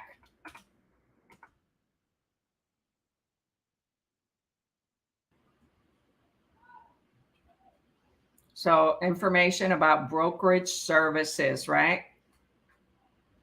And if they represent the seller or another buyer. So that was, did I type the right? Oh my gosh, I didn't type the answer. 14.5 C. All right. Sorry, all those bling blings got me so distracted. That's why I don't like to have noise. But I hopefully got rid of it with the help of, I think it was Cindy. Normally I would figure it out, but when I've got different things going on, look. So whenever you're studying, make sure you're in a quiet, focused area. If you have music in the background, great. I enjoy studying to music, but shut off all the alarms, all the alerts, all that. And I didn't change any settings, so I don't know why it started. I know I'm going on and on and on about it, but it's important. That's how bad things like that can distract us. So 14.5C. Okay, number 6.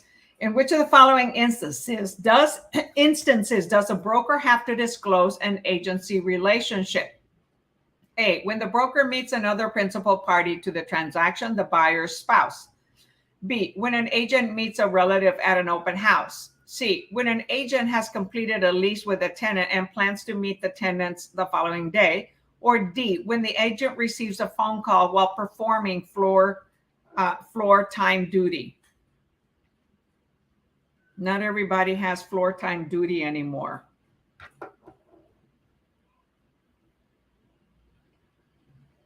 Very good. Yes, 14.6A.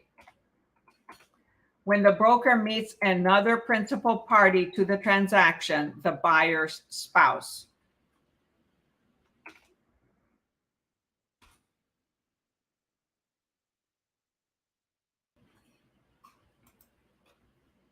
Right? It says they already have a relationship. It says meets another principal party. Okay. So then we must disclose that agency relationship.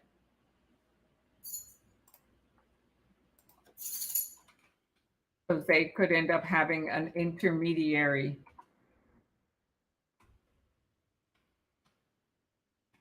$14.6 A. All right. All right, number 7. In a given agency relationship, a broker is obligated to disclose to a seller all material information known to the agent. This is an example of what? A, seller agency, B, buyer agency, C, dual agency, or D, intermediary agency.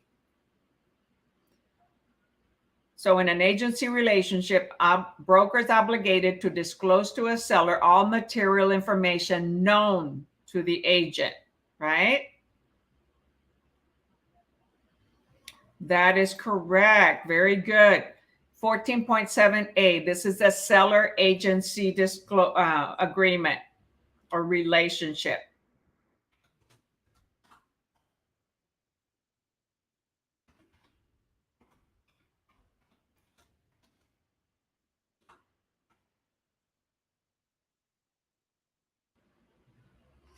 All right, number 8. Oh, I typed just 17A. Here I let all of you know. Type the correct question number and the letter answer, and then I do a boo-boo.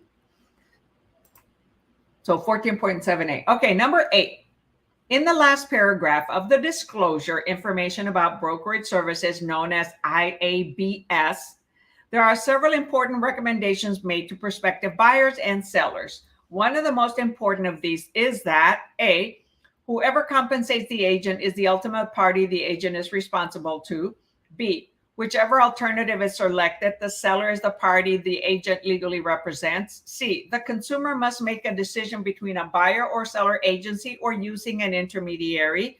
Or D, if the consumer decides to be represented, that he or she should complete a written agreement that lists out the respective obligations of the agents and the principal.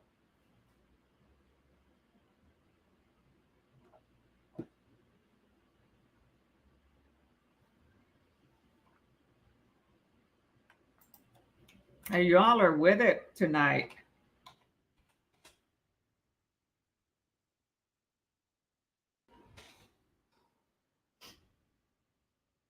So far, so good. And yes, the answer is D. If the consumer decides to be represented, that he or she should complete a written agreement that lists out the respective obligations of the agent and the principal.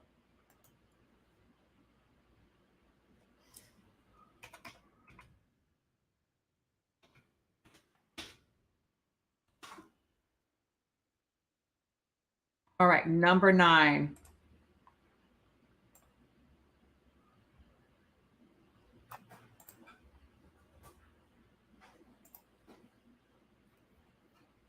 Here we go. 3 of the following answers accurately characterize the duties of an intermediary.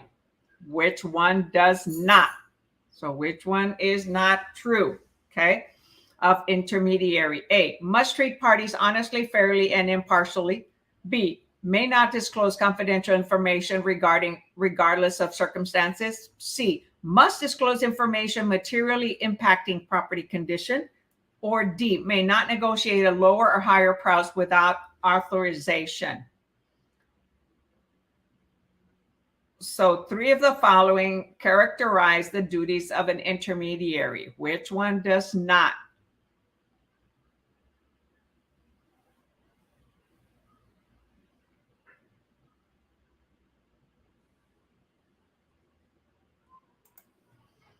So 14.9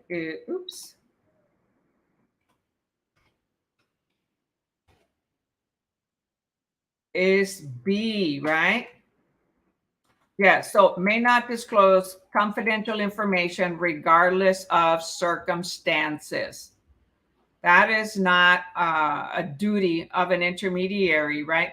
Because if they're assigned by the court, let's see what the answer says.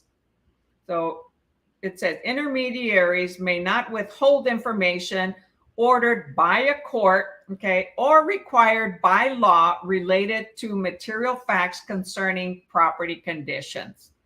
So normally we don't disclose. However, if there is a court order, then yes, we do disclose.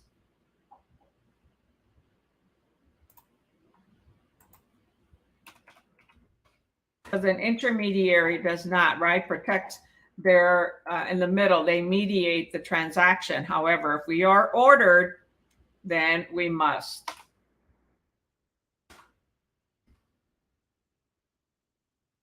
Number 10.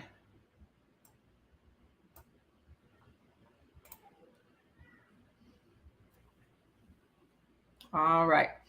A broker decides to represent both sides of a single transaction.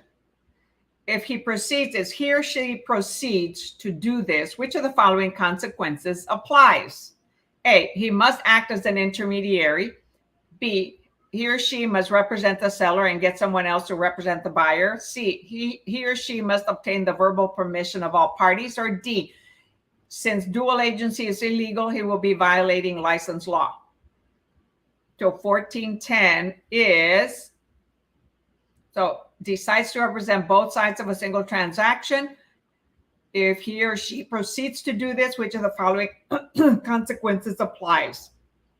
Excuse me. Yes, the answer is A. He or she must act as an intermediary.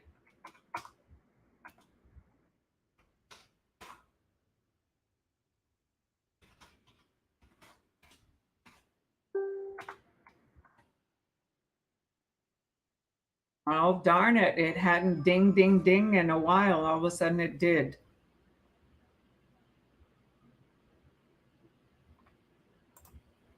All right. So we're going to do one more, 1411, and it is 8 o'clock, 2 hours on here. What is the primary function of an appointed intermediary? Oh, I better have showed that. A, to stand in for the primary intermediary in the event of an absence or illness. B, to give the principals a choice in which broker they prefer to represent them. C, to represent the principal party that the broker does not represent. Or D, to carry out specific instructions from the intermediary for the benefit of the principal party. So which of the primary function of an appointed intermediary, which is the primary function of an appointed intermediary, right? They're appointed by the clients, right?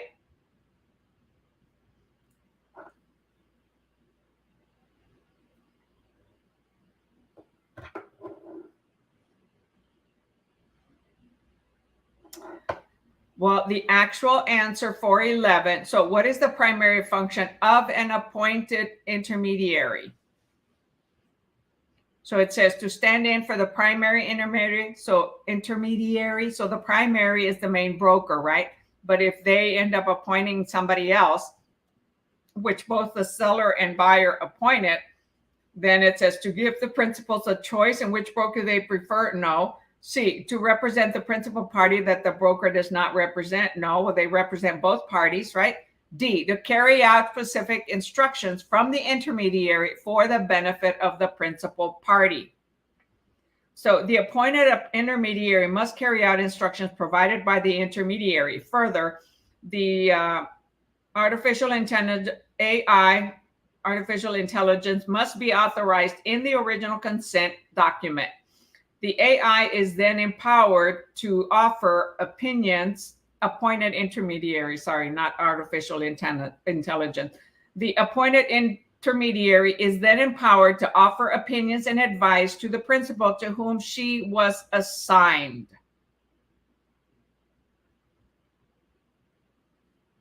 So the appointed intermediary is then empowered to offer opinions and advice to the principal to whom he or she was assigned. So you have a main intermediary, and that intermediary appointed a buyer agent and a listing agent, and therefore that appointed intermediary can offer opinions and advice. So it's not the broker intermediary, but the actual buyer agent and seller agent that have to carry out the instructions from the intermediary for the benefit of the principal client or principal party.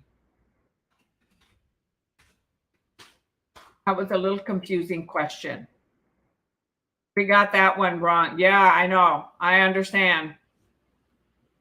So the answer is D on that one, right? An interesting one.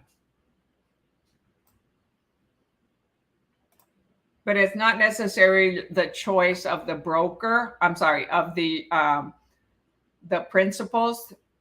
It said to give the principals a choice. No. To represent the principal party that the broker does not represent. No, because the broker represents both sides, right? The broker is the intermediary. The first one says to stand in for the primary intermediary in the event of an absence. No. So to carry out specific instructions from the intermediary for the benefit of the principal party.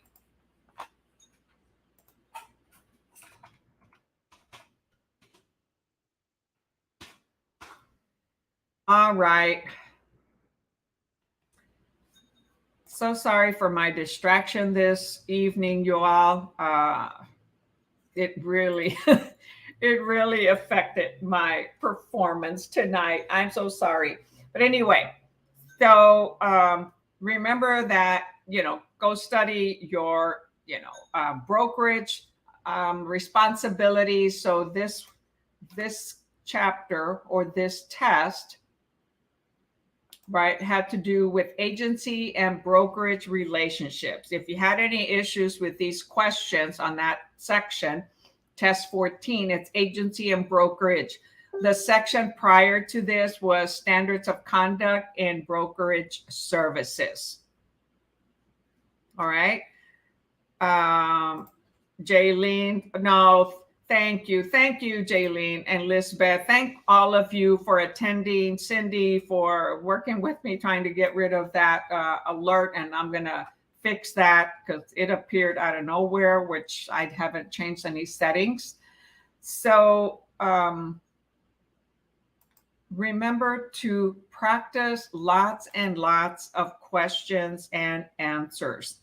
If whatever prep books you have, try to buy some or have some or borrow some from other students that have already passed their exams. Sometimes they're willing to share them, that have answers explained for the questions that are asked.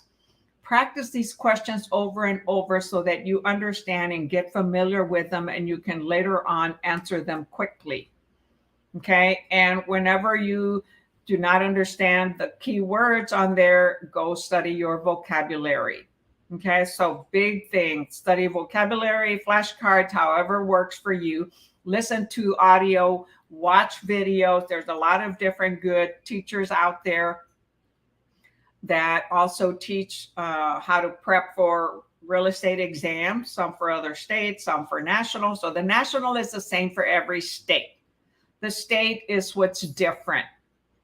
Okay. And so I basically focus on Texas state. One of these days, I will do some other states also.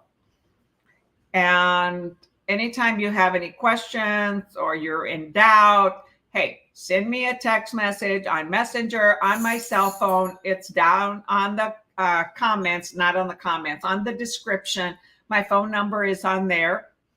And you can also send it to me on Messenger, on Wow Lillie Handy's Facebook page. Okay, I respond to all of them. Or you can put a comment here on YouTube. I respond to all my messages. And my goal is to get to them within a few hours or sometimes promptly. And I greatly appreciate all of you that come to the class and watch and show me that you are preparing, that you are studying, that you are practicing. Do a little bit every day until your exam day. And as always, this is Wow Lillie Handy coming to you from YouTube Agent Prep in San Antonio, Texas. If you have not visited my YouTube channel, YouTube Agent Prep, hey, please go over there. Tap that subscribe button, click that little bell so you're the first one to get notified every time I go live or upload a video, and tap the thumbs up. Okay, send me some love. Let me know that this was valuable for you, that you liked it. If you don't like it, no thumbs down. Okay. If you can't say anything nice, don't say anything. That's the way I believe. All right. So keep on studying, keep on trucking. See you again on Saturday. I'm now doing classes Monday night and Wednesday nights at 6 p.m. and Saturday mornings at 10 a.m. Central Standard Time. All right, y'all. Until next time, catch you later.